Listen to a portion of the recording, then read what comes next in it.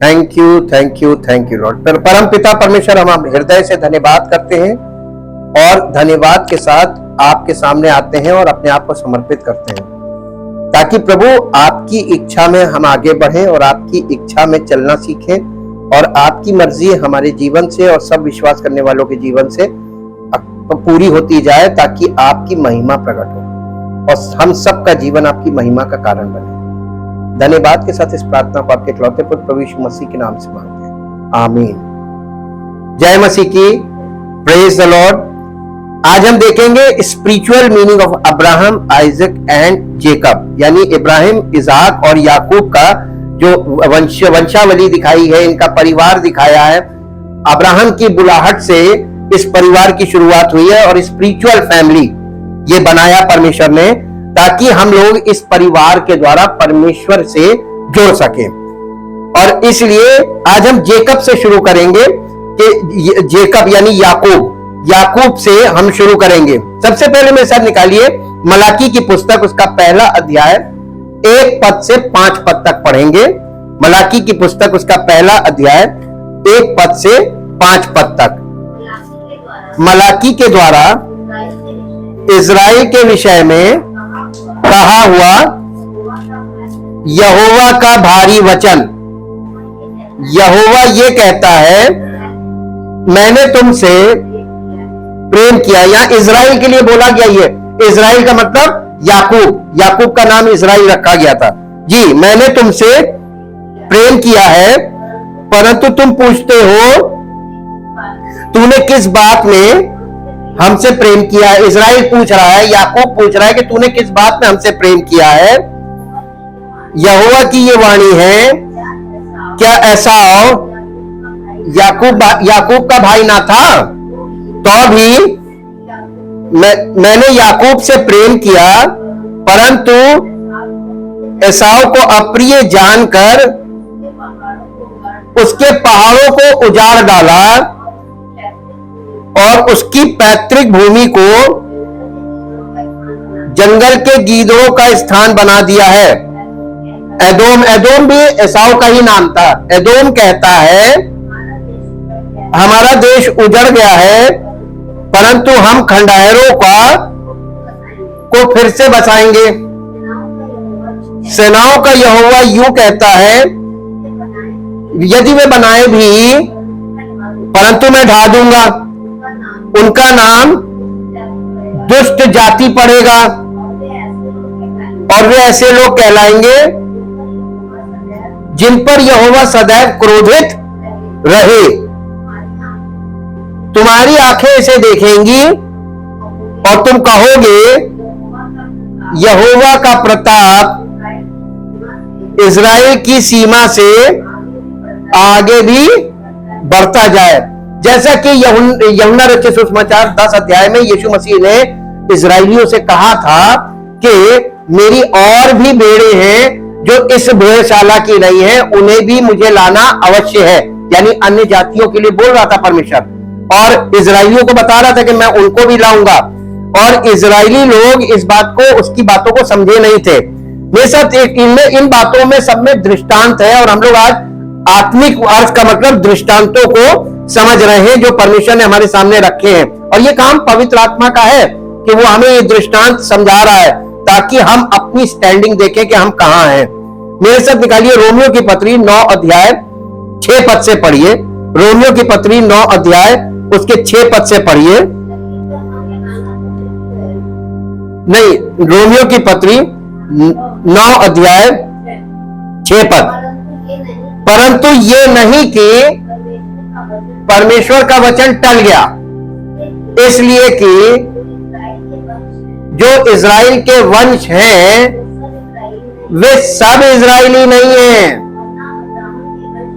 और ना अब्राहम के वंश होने के कारण सब लोग अब्राहम की संतान नहीं ठहरेंगे। तो अब्राहम की संतान कौन ठहरेगा? आगे बहुत ध्यान दीजिएगा। परंतु लिखा है, इसहाक ही से तेरा वंश कहलाएगा। अब यहां पर दृष्टांत है, परमेश्वर अब्राहम की जगह परमेश्वर, क्योंकि अब्राहम परमेश्वर पिता को रिप्रेजेंट कर रहा है। आज पृथ्वी पर हर देश में हर भाषा के लोग कहते हैं हम सब परमेश्वर की संतान हैं। लेकिन परमेश्वर अब्राहम के परिवार के द्वारा इस बात का जवाब दे रहा है वचन में कि सब मेरी संतान नहीं है। जैसे अब्राहम की सब संतान नहीं है, केवल अब्राहम का वंश केवल एक बच्चे से चलेगा, वो है इसहाक ही से तेरा वंश चलेगा। वैसे ही परमेश्वर का वंश, परमेश्वर के इकलौते पुत्र प्रभु यीशु मसीह के द्वारा ही कहलाएगा, और परमेश्वर के वंश में कोई नहीं है। जैसे अब्राहम के वंश में कोई दूसरा, एक इसहाक, अब इसहाक के द्वारा, इसहाक के परमेश्वर अब्राहम का वंश बनने के लिए एक बेटा है उसके पास, अभी उसका विवाह नहीं है। जब उसका विवाह होगा तो उसकी संतान वो अब्राहम का वंश कहलाएगी ना। एक बेटा है, अभी तो उसके पास एक बेटा ही है ना, वंश तो नहीं है। पुत्र होना और वंश होना, ये तीनों बातें देखिए, अब्राहम, इसहाक, याकूब, 3 पीढ़ी, तीसरी पीढ़ी से वंश होता है, पहली पीढ़ी से नहीं। जब अब्राहम को परमेश्वर ने आशीष दी तो इसे एक बेटा दिया। बेटा जो है ये अपने आप में बड़ी आशीष है। जैसे परमेश्वर ने जगत से ऐसा प्रेम किया कि अपना इकलौता पुत्र दिया। देखिए एकदम सेम स्टोरी है। और जो कोई पुत्र पर विश्वास करेगा वो उद्धार पाएगा और परमेश्वर के वंश में जुड़ जाएगा। कैसे? जैसे अब्राहम का वंश, अब्राहम का पुत्र याकूब, और याकूब का बेटा जो था वो इसहाक, और इसहाक का बेटा याकूब। तो अब्राहम, इसहाक, याकूब। तो अब इसहाक का बेटा कैसे जन्मा? जब उसका विवाह हुआ, और उसका विवाह अद्भुत रीति से हुआ, जैसे कि नए नियम में प्रभु यीशु मसीह की दुल्हन को कलीसिया के रूप में तैयार किया जा रहा है, और पवित्र आत्मा इस काम को कर रहा है। यह है परमेश्वर के पुत्र के लिए दुल्हन तैयार करना, कलीसियाई सेवा जो आज चल रही है। अब यहां पर आप देखिए स्पिरिचुअली आप देखेंगे तो अब्राहम का बेटा इसहाक ही से तेरा वंश चलेगा। वैसे ही परमेश्वर का परिवार किसके द्वारा चलेगा? एक ही बेटा उसके द्वारा चलेगा। अब आगे पढ़िए। अर्थात शरीर की संतान परमेश्वर की संतान नहीं है, परंतु प्रतिज्ञा की संतान। तो आप देखिए इसहाक का जन्म कैसे हुआ? शरीर के द्वारा हुआ था कि प्रतिज्ञा के अनुसार हुआ था? बॉर्न अगेन आप कैसे होंगे? प्रतिज्ञा के अनुसार बॉर्न अगेन हो सकते हैं, आशा है। तो आशा अगर आपके अंदर नहीं है तो आपके जीवन में परमेश्वर कार्य नहीं करेगा। अब्राहम के जीवन में हम लोगों ने देखा कि जब परमेश्वर ने स्वर्गदूतों को भेजकर उसे ये मैसेज दिया था कि तेरी पत्नी सारे के द्वारा एक बच्चा उत्पन्न होगा, एक बेटा उत्पन्न होगा, तो उसने विश्वास नहीं किया था। इसका कारण वो हंसा था। क्यों विश्वास नहीं किया था? क्योंकि शारीरिक तौर पर वो अयोग्य था, संतान उत्पन्न नहीं हो सकती थी अब्राहम के पार्ट में, और उसकी पत्नी के पार्ट में वो बांझ थी और प्लस उम्रदार थी। तो किसी सूरत में फिजिकली लड़का उत्पन्न नहीं हो सकता था, इसलिए वो हंसा था। उसकी पत्नी भी हंसी थी। लेकिन क्या परमेश्वर का वचन टल गया? प्रतिज्ञा पूरी हुई ना। परमेश्वर जो कहता है वो असंभव में ही संभव करता है। ये परमेश्वर का कार्य है। आप इस असंभव कार्य को अपने जीवन में अपने कुछ करके, जैसे अब्राहम और उसकी पत्नी ने सैरोगेसी करके जो संतान उत्पन्न करी थी, वो परमेश्वर का वंश नहीं मानी गई, परमेश्वर ने उसे एक्सेप्ट नहीं किया। आप अपने प्रयास से जब स्पिरिचुअल लाइफ में कुछ प्राप्त करते हैं या कुछ करने की कोशिश करते हैं, वो एक्सेप्टेबल नहीं है। ये हम लोगों ने सीखने को मिला। अब इसमें आगे पढ़िए। अर्थात शरीर की संतान परमेश्वर की संतान नहीं, परंतु प्रतिज्ञा की संतान वंश गिने जाते हैं, क्योंकि प्रतिज्ञा का वचन ये है, मैं उस समय के अनुसार आऊंगा और सारा के पुत्र होगा। और केवल ये नहीं, परंतु जब रिबका भी एक से, अर्थात हमारे पिता इसहाक से गर्भवती थी और अभी तक ना तो बालक जन्मे थे और ना उन्होंने ये कुछ भला या बुरा किया था, इसलिए कि परमेश्वर की मनसा जो उसके चुन लेने के अनुसार है, कर्मों के कारण नहीं, परंतु बुलाने वाले की इच्छा पर डिपेंड करती है, उसके कारण है, बनी रहेगी। उसने कहा जेठा छोटे का दास होगा, जैसा लिखा है, मैंने याकूब से प्रेम किया परंतु एसाव को अप्रिय जाना। इसलिए हम क्या कहें, क्या परमेश्वर के यहां अन्याय है?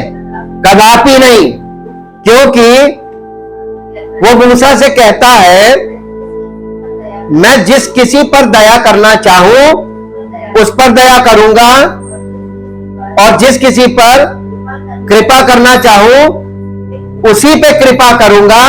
इसमें मनुष्य यानी इसमें मनुष्य का कोई रोल है ही नहीं। बॉर्न अगेन एक ऐसा ही काम है, आत्मिक रूप से जन्म लेना, जो परमेश्वर की ओर से ही पूरा किया जाएगा। उसमें हमारा प्रयास और हमारी कोई चीज काम नहीं करेगी, पहली बात। दूसरी बात, इब्रानियों की पत्री 11 अध्याय का 20 पद पढ़िए। परमेश्वर की योजना उत्पन्न होने से पहले हमारे जीवन में हम उसकी योजना में उत्पन्न होने से पहले, फिजिकली जन्म होने से पहले जोड़ लिए गए हैं।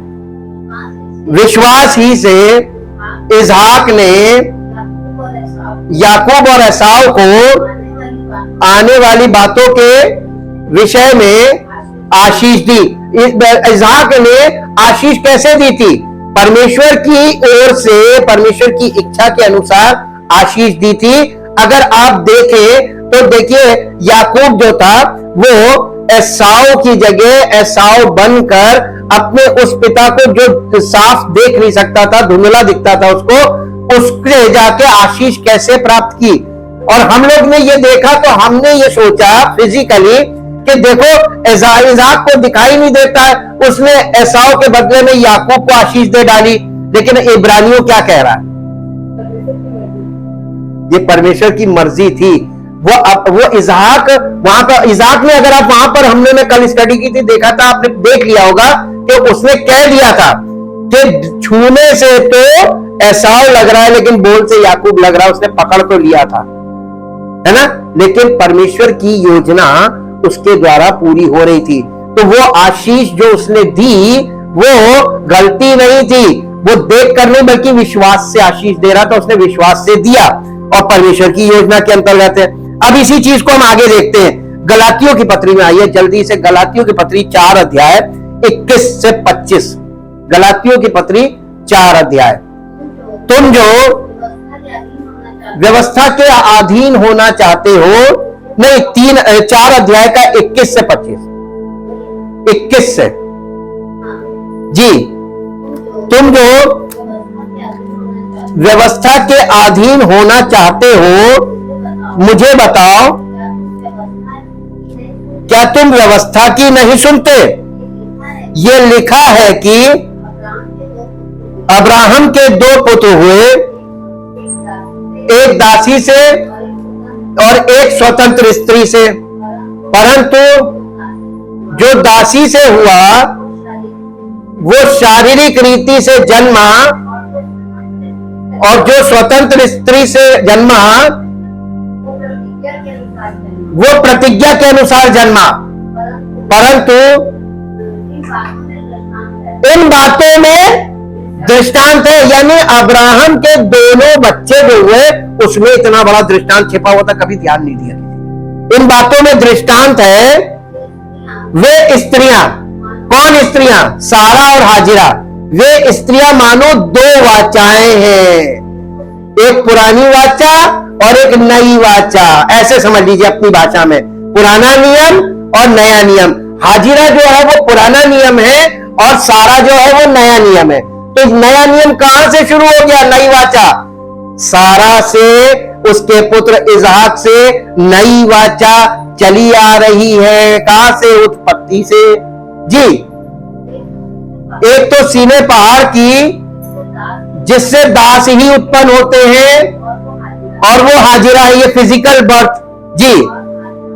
और हाजिरा मानो अरब का सीने पहाड़ है, और आधुनिक यरूशलेम उसके तुल्य है। आज जो यरूशलेम आपको दिखाई दे रहा फिजिकल डिसेंडेंट्स उसी के तुल्य है, क्योंकि वो अपने बालकों समेत आज तक दासत्व में है जी। पर ऊपर की यरूशलेम स्वतंत्र है और वो हमारी माता है।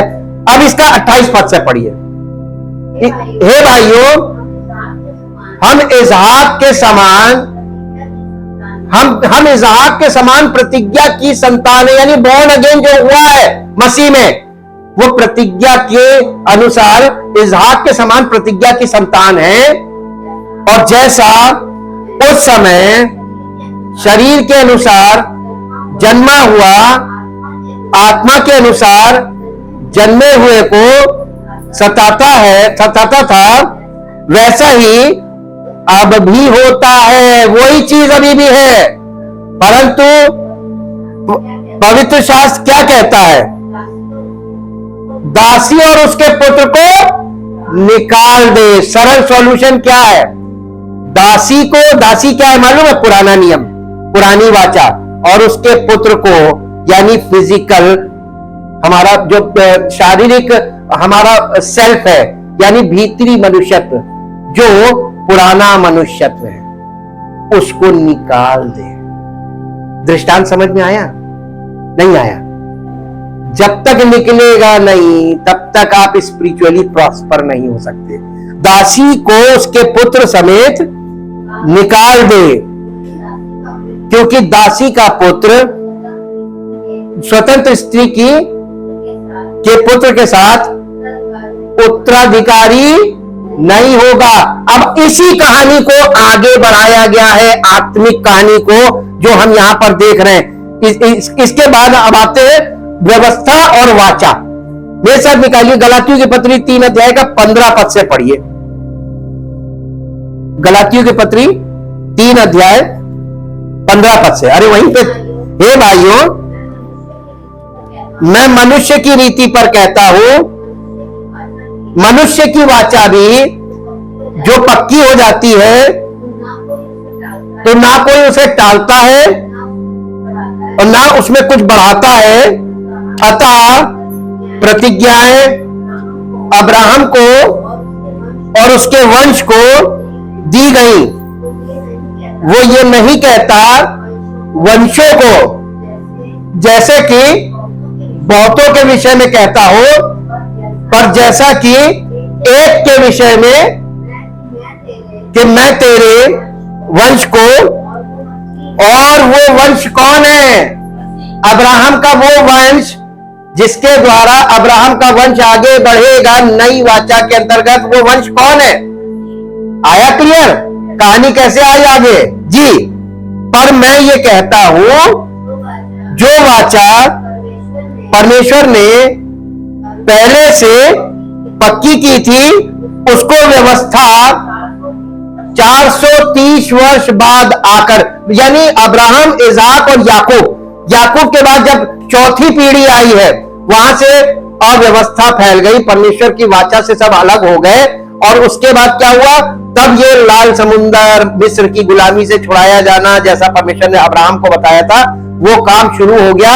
और उसके बाद आगे की कहानी हम लोग आगे देखेंगे। इस तरीके से व्यवस्था आई, उनको रास्ते में दी थी ना सिनै पर्वत पे। आगे 430 वर्ष बाद आकर व्यवस्था उस परमेश्वर ने जो वाचा बांधी थी या जो वायदा किया था, उसको व्यवस्था चेंज करने नहीं आई थी, बल्कि जो जनरेशन बिगड़ गई थी उनके लिए व्यवस्था आ गई थी, लॉ आया था जी। क्योंकि यदि मिरास व्यवस्था से मिलती तो फिर प्रतिज्ञा से नहीं, परंतु परमेश्वर ने अब्राहम को प्रतिज्ञा के द्वारा दी है। क्या चीज दी है? मीरास जी। हो गया ना? अब इसके बाद देखिए व्यवस्था का उद्देश्य फिर क्या था।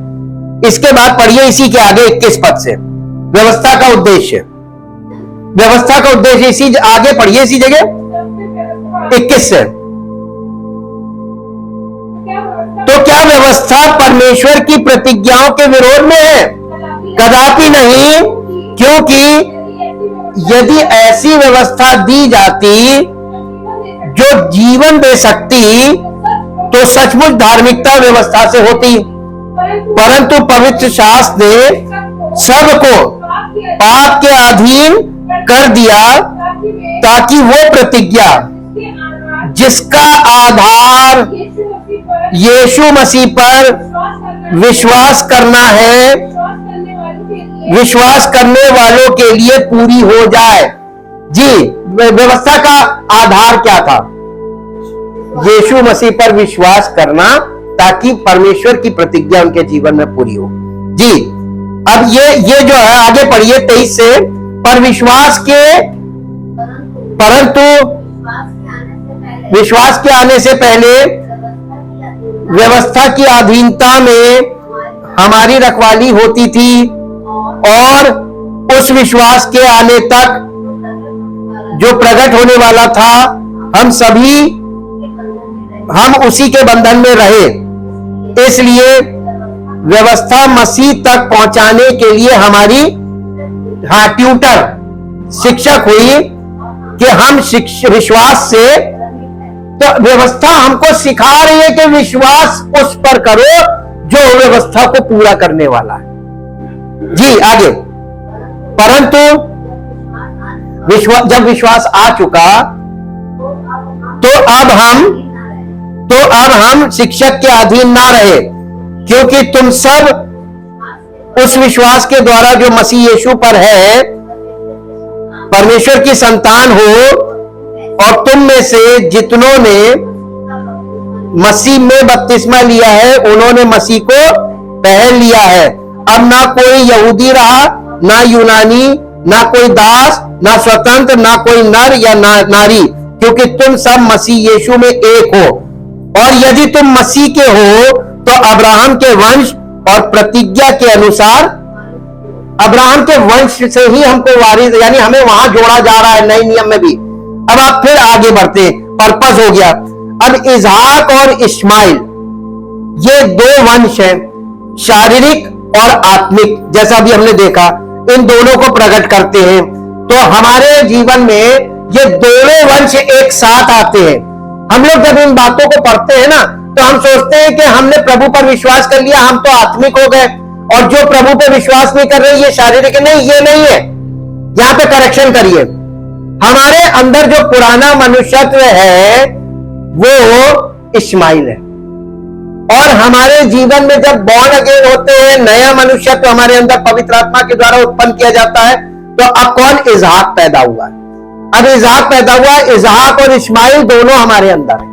हमारा पुराना दिल, पुरानी सोच, पुराना जीवन, पुराना सब कुछ, पुरानी ये सब जो ओल्ड इनर मैन है, ये पुराना मनुष्यत्व, ये इस्माइल है।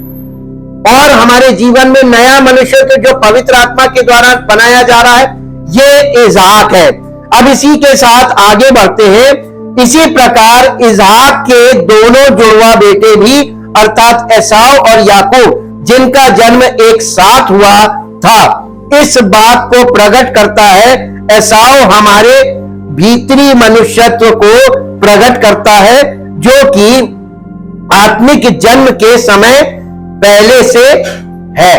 तो देखिए, जब हम बॉर्न अगेन होते हैं तो अब दो मनुष्य हमारे अंदर है। दो चीजें है ना, एक हमारा पुराना मनुष्यत्व, पुराना मन, पुरानी सोच, और एक नई सोच। अब दो चीजें आ गई, तो अंदर भी हमारे अंदर संघर्ष हुआ कि नहीं हुआ शुरू? जैसे वो उसकी टांग पकड़े हुए था, वैसे ही तभी तो पौलुस कह रहा है कि यदि तुम आत्मा के अनुसार जीवित हो तो आत्मा के अनुसार चलो। आत्मा शरीर के विरोध में और शरीर आत्मा के विरोध में लालसा करता, गलातियों में लिखा हुआ है। यही बात बता रहा है कि एसाव और याकूब कभी एक साथ नहीं मिल सकते। इनके जीवन से हमको हमारे भीतरी मनुष्यत्व में और परमेश्वर की आत्मा और हमारी आत्मा में, दोनों में जो अंतर है वो दिखाया जा रहा है। आत्मिक जन्म के बाद मसीह में परमेश्वर के राज्य का वारिस बनने के मार्ग में आत्मिक संघर्ष याकूब के जीवन के द्वारा पुराने नियम में दिखाया गया है। रोमियो की पत्री 8 अध्याय उसका 5 से 9 पद तक पढ़िए। रोमियो की पत्री 8 अध्याय 5 से 9 पद। क्योंकि शारीरिक व्यक्ति शरीर की बातों पर मन लगाता है जैसे एसाव, परंतु आध्यात्मिक आत्मा की बातों पर मन लगाता है। इसका मतलब याकूब और एसाव में यही तो अंतर था। उसका मन शारीरिक बातों में लगता था, इसका आत्मिक बातों में लगता था जी। परंतु शरीर पर मन लगाना तो मृत्यु है, जैसे उसे परमेश्वर ने हमेशा के लिए अलग किया। परंतु आत्मा पर मन लगाना जीवन और शांति है। क्योंकि शरीर पर मन लगाना तो परमेश्वर से बैर रखना है, जैसे एसाव से परमेश्वर ने बैर किया, वो शरीर पे मन लगाता था। क्योंकि ना तो परमेश्वर के अधीन है, ना तो परमेश्वर की व्यवस्था के अधीन है और ना हो सकता। और जो शारीरिक दशा में है वे परमेश्वर को नहीं कर सकते। अब तो समझ में आ गया ना, जब तक आप जन्म आपका हुआ है, बॉर्न अगेन हो गए, उसके बाद भी संघर्ष है। जैसे इसाक के दोनों बच्चों में संघर्ष था, वैसे ही हमारे आत्मिक जीवन में संघर्ष है। शारीरिक और आत्मिक दोनों विचार साथ साथ चलेंगे और आपस में संघर्ष होगा। हमने उसके जीवन में देखा। अब लास्ट में निकालिए इब्रानियों की पत्री उसका 12 अध्याय और उसके 12 से 17 पद तक। इब्रानियों की पत्री उसका 12 अध्याय। इसलिए ढीले हाथों और निर्बल घुटनों को सीधा करो और अपने पांव के लिए सीधा मार्ग बनाओ कि लंगड़ा भटक ना जाए पर भला चंगा हो जाए। जी, सबसे मेल मिलाप रखो। ये बहुत मुश्किल बात बोल रहे हैं। और उस पवित्रता के खोजी बनो जिसके बिना कोई प्रभु को कदापि ना देखेगा। ध्यान से देखते रहो, ऐसा ना हो कि कोई परमेश्वर के अनुग्रह से वंचित रह जाए या कोई कड़वी जड़ फूट कर कष्ट दे और उसके द्वारा बहुत से लोग अशुद्ध हो जाएं। ऐसा ना हो कि कोई जन व्यभिचारी या एसाव के समान। एसाव को परमेश्वर ने क्या ठहरा दिया था? शारीरिक लोग जो है वो परमेश्वर के राज्य में अधर्मी है। जब हम शरीर से मसीहत को प्रकट करेंगे तो हम अधर्मी होंगे, हम एसाव के समान हो जाएंगे। हम अपने स्वार्थ के लिए, अपनी इच्छा के लिए कर रहे हैं। हम शरीर से कुछ नहीं कर सकते। आत्मिक जीवन में ये समझाया, दिखाया और सिखाया जा रहा है जी। जिसने एक बार के भोजन के लिए अपने पहलौठे होने का पद बेच डाला। तुम जानते हो कि बाद में जब उसने आशीष पानी चाही तो अयोग्य गिना गया। इसलिए यहां पर एग्जाम्पल देकर बताया जा रहा है हमें स्पिरिचुअल लाइफ में याकूब के समान जद्दोजहद तो करनी पड़ेगी। वो देखिए फरिश्ते से उसने कुश्ती लड़ी, तभी उसका नाम याकूब रखा गया। कितना संघर्ष उसके जीवन में दिखाया। स्पिरिचुअल लाइफ में याकूब की तरह हमारे जीवन में भी संघर्ष होगा। किससे? एसाव से। और एसाव के कारण संघर्ष आपका तमाम दुनिया के लोगों से, जॉब जगह जहां आप जॉब करते हैं वहां पे हर जगह संघर्ष होगा एसाव के कारण, यानी हमारे पुराने मनुष्यत्व के कारण। ये पूरी पिक्चर साफ साफ रखी गई है कि, और फिर आगे पढ़िए क्या लिखा हुआ लास्ट है, नहीं वो इसी का 17 पद। तुम तो जानते हो कि बाद में उसने आशीष पानी चाही तो अयोग्य गिना गया और आंसू बहा बहा कर खोजने पर भी मन फिराव का अवसर उसे एसाव को नहीं दिया, परमेश्वर ने उसे डिस्कनेक्ट कर दिया। इसीलिए लिखा मसीह में दो प्रकार के लोग हैं, जो डाली मुझ में नहीं उसे काट डालता। कौन किसान कौन है बताइए? पिता परमेश्वर। कौन काम कर रहा? पिता परमेश्वर। जिसको उसने काट दिया, नहीं ये नहीं जा सकता, ये मेरे वंश में नहीं आ सकता, वो कुछ भी कर ले, आंसू बहा बहा कर मन फिराव का अवसर उसको नहीं मिलेगा। लेकिन जिसको मन फिराव का अवसर मिला, ये परमेश्वर का अनुग्रह है। मन फिराते जाओ और अपने आप को प्रतिदिन प्रभु में नया बनते जाओ और आगे बढ़ते जाओ। यही परमेश्वर की योजना है और इसमें कुछ नहीं करना। अगर मैं आपको सरलता से बताऊंगा, वह आपके लिए कठिन तो होगा, लेकिन आपको करना यही है, सरल भी यही है। मालूम क्या? केवल आपको पवित्र आत्मा के द्वारा जो बातें बताई जाती हैं, आपको केवल आज्ञा माननी है। आज्ञा मानना आपके लिए कठिन तब तक है जब तक कि एसाव हमारे जीवन से मर के निकल नहीं जाता। पुराना मनुष्य तो जब तक नहीं निकलेगा तब तक आपके लिए आज्ञा मानना कठिन है। लेकिन एक बार जब वो आपके जीवन से अलग हो जाएगा, आपके अंदर नया मनुष्यत्व काम करने लगेगा, आपकी आत्मा पवित्र आत्मा के अकॉर्डिंग चलने लगेगी, तो आपका फिजिकल माइंड काम करना बंद कर देगा और तब स्पिरिचुअल लाइफ आपकी प्रॉस्पर होने लगेगी। आज्ञा मानने से, बाइबल में यही लिखा हुआ है, आज्ञा मानना कुर्बानी चढ़ाने से उत्तम है। सबसे कठिन काम आज संसार में आज्ञा मानना है और सबसे सरल काम आत्मिक जीवन में आज्ञा मानना है। और आज्ञा मानने से आपका जीवन परमेश्वर की योजना में आगे बढ़ेगा और परमेश्वर की महिमा का कारण बनेगा। परमपिता परमेश्वर, हृदय से धन्यवाद करते हैं आपके उत्तम वचन के लिए, जो पवित्र आत्मा के द्वारा हमें स्पष्टता के साथ बताया जा रहा है, ताकि हम अब्राहम, इसाक और याकूब के दृष्टांत के द्वारा अपने आत्मिक जीवन को समझ सके और देख सके और अपना समर्पण करें और आप परमेश्वर पिता की आज्ञा के अनुसार चले और उसी की मर्जी हमारे जीवन में पूरी हो और उसी की महिमा प्रकट हो, उसका नाम महिमा पाए। प्रभु यीशु मसीह के नाम से मांगते हैं, आमीन। Praise the Lord. परमेश्वर आशीष।